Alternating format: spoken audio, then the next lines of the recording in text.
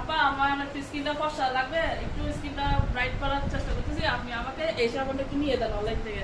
তো আমি বলছি এটা তো গ্যারান্টি বা ওয়ারেন্টি আমি কিছুই দিতে পারবো না, তুমি আমার এই ফেস ওয়াশটা ইউজ করো, মিল্ক ফেস ওয়াশটা ইউজ করো, এটা ইউজ করার পরে তুমি আমাকে বলো এটার মানে গুণাগুণটা কি।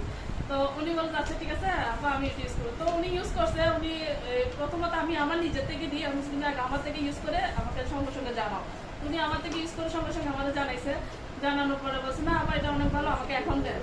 আমি এখন আমি আমার থেকে ছিল, আমি সঙ্গে সঙ্গে দিয়ে দিচ্ছি, আপনি ইউজ করেন। তো উনি 3-4 দিন ইউজ করার পরে আমার কাছে আসছে, বলছিল আপনাকে একটা পার্সোনাল কথা বলবো। আমি তো হ্যাঁ বলেন না, সমস্যা কি। হাসতেছে, আমি বললাম কিছু হবে না, তুমি বলতে পারো। বলে যে আপনার ভাই আমার বলতেছে যে আমি নাকি আগের থেকে অনেক কষ্ট হয়েছি, ঘটনা কি আমি কি যে ক্রিমটা আছে ওটা ইউজ করতেছো। তো উনি বলছে না আমাকে যে কলিয়া পাইটা ফেস ওয়াশ দিছে ওইটা ইউজ করতেছি। তো আমাকে এসে বলেছে দেখেন আপনার ভাই এখন আমাকে ছাড়া চলেই না,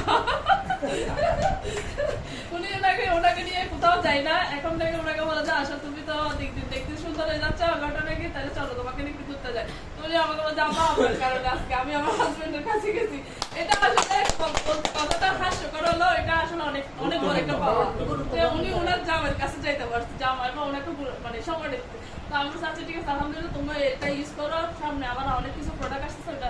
এখন উনি আমার প্রোডাক্ট পুরো প্রোডাক্ট মানে নতুন যেটাই লঞ্চ হয় আমার মরিচের গুঁড়া হলুদের গুঁড়া সবগুলো উনি ইউজ করতেছে। উনি বলছে আপনি পরে ইউজ করেন নাকি আমাকে দেন, আমি ইউজ করি আমি খাই। তো আমি ওনার থেকে মরিচের গুঁড়া হলুদের গুঁড়ার জন্য রিভিউ নিছি।